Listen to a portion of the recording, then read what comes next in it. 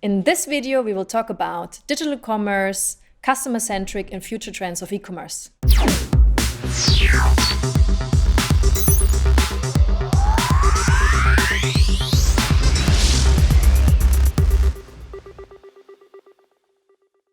Hi everybody, this is Friederike. I am 37 years old. I have two passions, which is horse riding and e-commerce. That's why I'm here and that's why I founded my company. And I'm very excited to have an interview with you guys.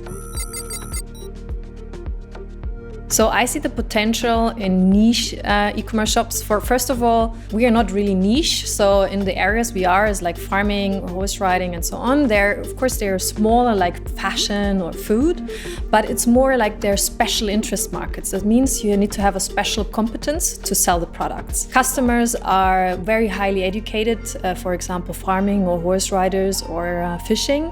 So they know a lot of the products. So we need to be very special in what we're selling and how we're selling it.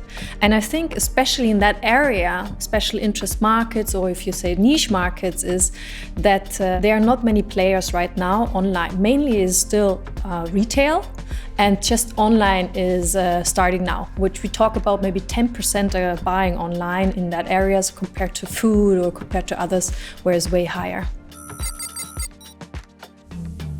So each of the shops, you can imagine, for example, horse riding and hunting is not going very well if you put it into one platform. Same is if you put fishing, which is mainly like man-dominated, like 80% are men who are actually fishing, and horse riding is 80-90% who are women who horse ride.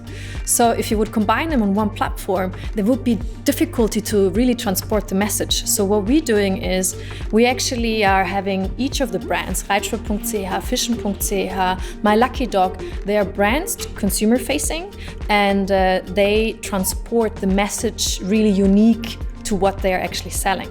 But in the background, it's the same platform. So it's like kind of a marketplace, but very targeted. Furthermore, we do our content community commerce strategy.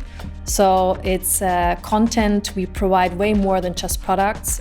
We even talk about why should you buy a horse. So that's way more than actually buying just a product for it. And the community, for example, we are sponsoring the Swiss national team in horse riding. That way goes way beyond usually like what a retailer does. And we're really strongly bounded with each of the communities.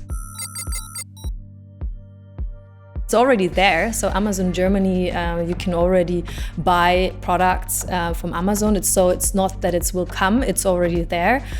I think what differentiates us is the content community commerce part and the high specialty. So really high specialize in our areas. That doesn't mean that they don't have the products, but through our competencies, we really have people on customer service, knowing the products, knowing how customer using it.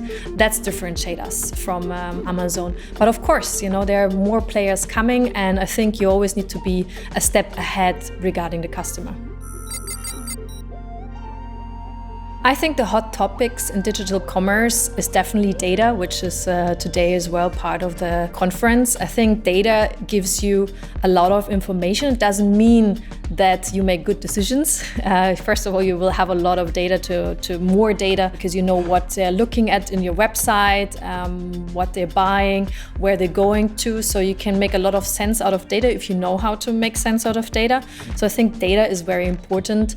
I think also the boundaries between offline and online is more linking to each other and more, I would say, diffuse in each other. And I think these are definitely like two trends which are changing. The secret I see for being successful in e-commerce is the customer.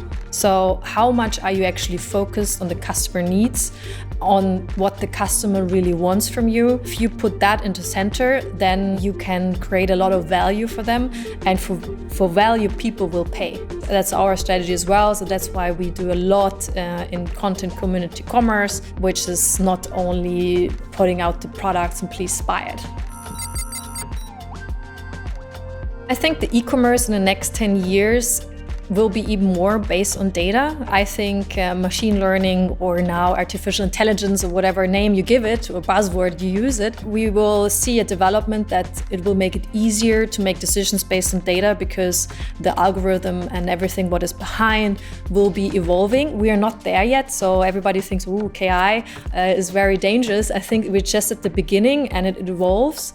There are some good examples for it where you can use data to optimize your inventory, for example. I think this will definitely make a change for the future, and it will impact automation, processes, and also people. I think in general, I'm not sure if the iPhone will be, or a phone will be like that, how it looks right now. I think the whole interaction is based more on voice. If we think about it, right now the computer dictates how we communicate with it. So it communicates with, you have to have a mouse, you need to enter it with a keyboard. So it's very static, and I think what is more human is to speak in a human language.